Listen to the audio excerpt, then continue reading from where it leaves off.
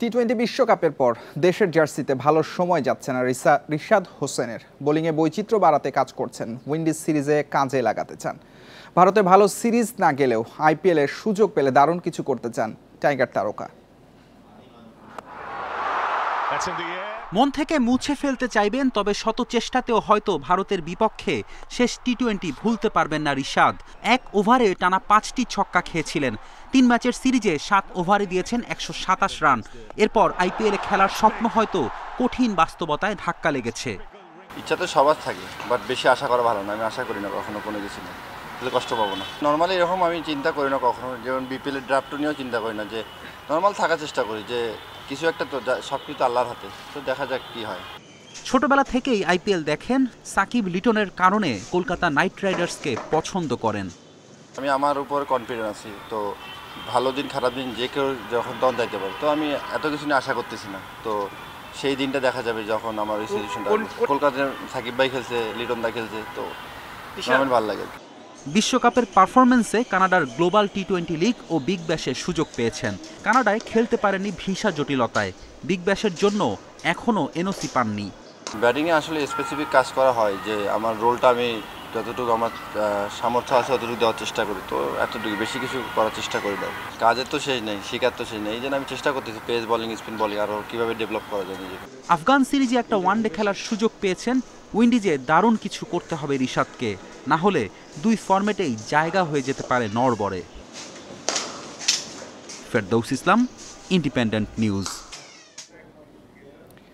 জোড়াতালি দিয়ে চলছে বিসিবি। স্থবিরতা কাটাতে পরিচালক নিয়োগের প্রয়োজন মনে করছেন যুব ও ক্রীড়া উপদেষ্টা আসিফ মাহমুদ। আর বাফুফের সাবেক সভাপতি সালাউদ্দিনের বিরুদ্ধে অনিয়মের প্রমাণ পেলে আইনি ব্যবস্থা নেওয়ার পরামর্শ তার।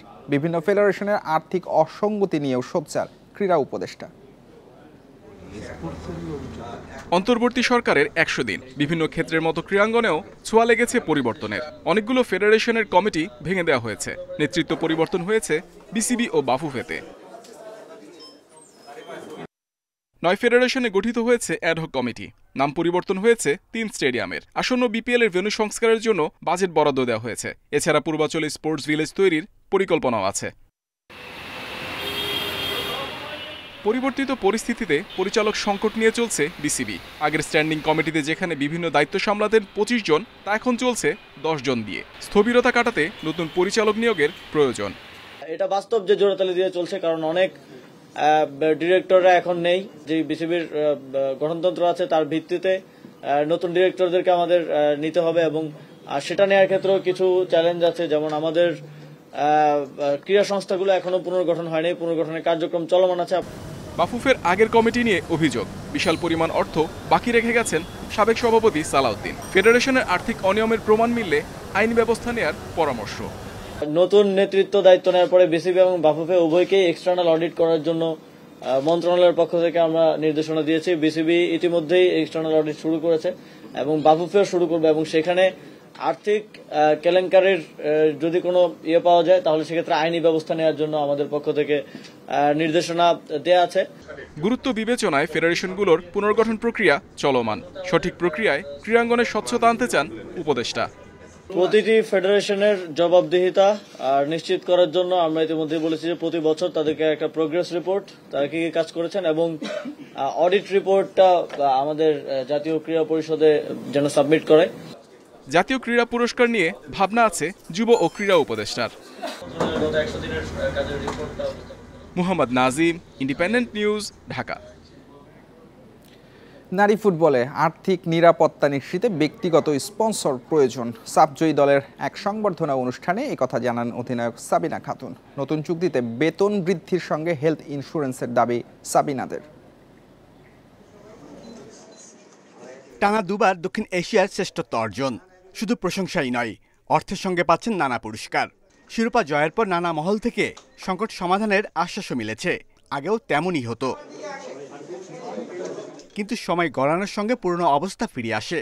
নারী ফুটবলারদের আর্থিক নিরাপত্তা নিশ্চিত হয় না, সেটাই মনে করিয়ে দিলেন অধিনায়ক সাবিনা খাতুন। ফুটবল বিশ্বে আমি যদি পাকিস্তানকে বলি, পাকিস্তান, নেপাল, ভুটান, এদের হচ্ছে ইন্ডিভিজুয়াল কিছু প্লেয়ারের স্পেসিফিক হচ্ছে ইন্ডিভিজুয়াল স্পন্সর আছে, যেটা হচ্ছে আমাদের দেশে নাই। যদি ইন্ডিভিজুয়াল ইন্ডিভিজুয়াল প্লেয়ার স্পন্সর পাই, মেয়েরা বেনিফিটেড হবে, পাশাপাশি তাদের ব্র্যান্ডিংও হবে। নতুন বছর শুরুর আগেই নতুন চুক্তিতে বেতন বাড়ানোর পাশাপাশি হেলথ ইন্স্যুরেন্সের দাবি ফুটবলারদের। গভর্নমেন্টকে এবং কর্পোরেট হাউসগুলোকে আমার পাশে চাই, কারণ আমার যদি টাকা পয়সা স্পন্সর না থাকে আমি তো কন্টিনিউ করতে পারবো না, মেয়েদের নিয়ে নেক্সট লেভেলে যেতে পারবো না। আমার বিশ্বাস তাবিদাওয়ালো তার 100% ডেডিকেশন নিয়ে মেয়েদের পাশে থাকবে। ফিফা উইন্ডোতে আশ্বাস দিয়েও নারী দলের আন্তর্জাতিক ম্যাচ আয়োজন সম্ভব হয় না অর্থ সংকটে। নতুন কমিটি দায়িত্ব নিয়ে নতুন করে আসার কথা শোনাচ্ছেন। আমাদের টার্গেট আছে এই বছর অনেক বেশি ফিফা ফ্রেন্ডলি ক্লাব, আমরা অবশ্যই ফিফা ফ্রেন্ডলি খেলবো। কোচের এখনো কন্ট্যাক্ট আছে ডিসেম্বর পর্যন্ত, সময়টাকে যেতে দেন, তারপরে আপনাদেরকে জানাবো। নারী ফুটবল উন্নয়নে লিগে বড় ক্লাবগুলোর অংশগ্রহণ নিশ্চিতে কাজ করছে federation. Shamim Ahmed, Independent News, Dhaka.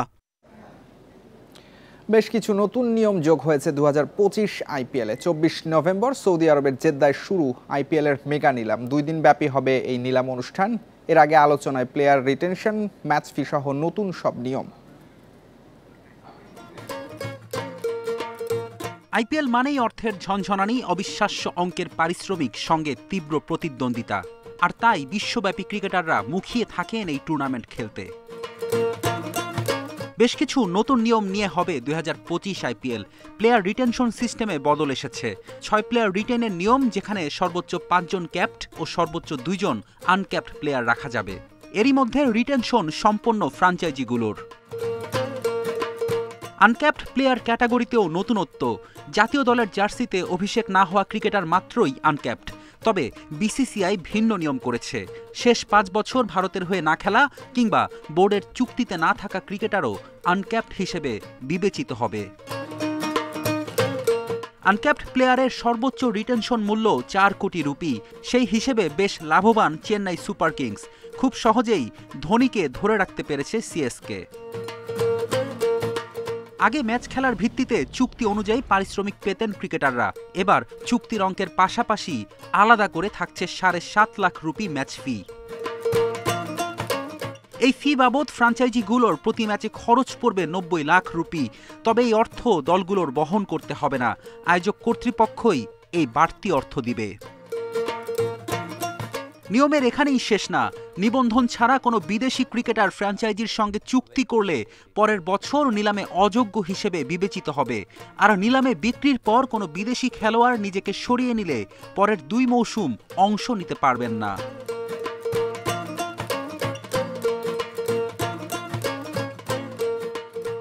Mega নিলামের বড় চমক 13 বছরের বৈভব সূর্যবংশী। বিহারের এই বালক ঘরোয়া ক্রিকেটে 1 বছরে 49টি সেঞ্চুরি হাঁকিয়ে আলোচনায় আসেন। চলতি বছর সেপ্টেম্বরে ভারত অনূর্ধ্ব 19 দলের হয়ে বৈভব সেঞ্চুরি করেন অস্ট্রেলিয়ার বিপক্ষে। এতে শোরগোল পড়ে যায়। প্রথমবার আইপিএল নিলামে নাম দেয়া জিমি অ্যান্ডারসনের সঙ্গে বৈভবের বয়সের ব্যবধান 29 বছর। আন্তর্জাতিক ক্রিকেটকে বিদায় বললেও 42 বছরের জিমির চাহিদা আছে আইপিএলে। ফেরদৌস ইসলাম, ইন্ডিপেন্ডেন্ট নিউজ। দুর্নীতি আর স্বজন প্রীতিতে বন্দী শুটিং স্পোর্ট ফেডারেশন। পট পরিবর্তনে বেরিয়ে আসছে ফেডারেশন মহাসচিব ইন্তেখাবুল হামিদ অপুর নানা অনিয়ম। অস্ত্র ব্যবসার গুরুতর অভিযোগ তার বিরুদ্ধে। এছাড়া ছাত্র জনতার আন্দোলনে নিজের বাড়ি পাহারায় শুটারদের রাখার মতো অভিযোগও রয়েছে। বাংলাদেশ শুটিং স্পোর্টস ফেডারেশনের 3বারের মহাসচিব ইন্তেখাবুল হামিদ অপু দায়িত্ব নেওয়ার পর থেকেই শুটিংয়ে পদকে ভাটার টান। কাজের চেয়ে কথাই বলেছেন বেশি। তার 12 বছরে এসএ গেমসে কেবলমাত্র একটি স্বর্ণপদক জিতেছে বাংলাদেশ। ভাই নসরুল হামিদ ছিলেন বিদ্যুৎ, জ্বালানি ও খনিজ সম্পদ প্রতিমন্ত্রী। তার প্রভাব খাটিয়ে রাজত্ব কায়েম করেছেন তিনি। অভিযোগ আছে ছাত্র জনতার আন্দোলনে নিজ বাড়ি পাহারায় শুটারদের নিয়ে যান তিনি। শুটারদেরকে উনি সবসময় নিজের স্বার্থে ব্যবহার করেছেন। 5 অক্টোবর আন্দোলনের পরে উনি ওনার বাসাতে পাহারা দেওয়ার জন্য বাংলাদেশ টিমের শুটারদেরকে উনি নিয়োজিত করেছেন। এটা খুবই দুঃখজনক। ফেডারেশনের গুদামে স্টক রেজিস্টার বইয়ে অস্ত্র ও গুলির হিসেবে গড়মিল রয়েছে। 2020 সালে এমন একটি রিপোর্ট স্বরাষ্ট্র মন্ত্রণালয়ে জমা দিয়েছিল তদন্ত কমিটি। সেটি আমলে নেয়নি তৎকালীন সরকার। উল্টো বলির পাঠা হতে হয়েছিল অভিযোগকারীদের। নির্বাচিত প্রেসিডেন্টকে সরাই দিয়ে আমাদের নতুন একজন সেনাবাহিনীর সিজিএস ভদ্রলোককে নিয়ে আসা হয়। উনি এসে কমিটি ভেঙে দেন। আমাকে যে আপনারা অব্যাহতি দিচ্ছেন, তো আমাকে একটা চিঠি দেন যে এই কারণে আপনাকে অব্যাহতি দেওয়া হলো। এখন পর্যন্ত কিন্তু ওনারা আমাকে একটা ডকুমেন্ট দিতে পারেনি। কোচ ও অ্যাথলিটদের দাবি অপুর স্বজনপ্রীতির কারণে কমছে শুটারদের সংখ্যা। অযোগ্য খেলোয়াড়দের নিয়ে বিদেশ সফরে নেতিবাচক প্রভাব পড়েছে শুটারদের মধ্যে।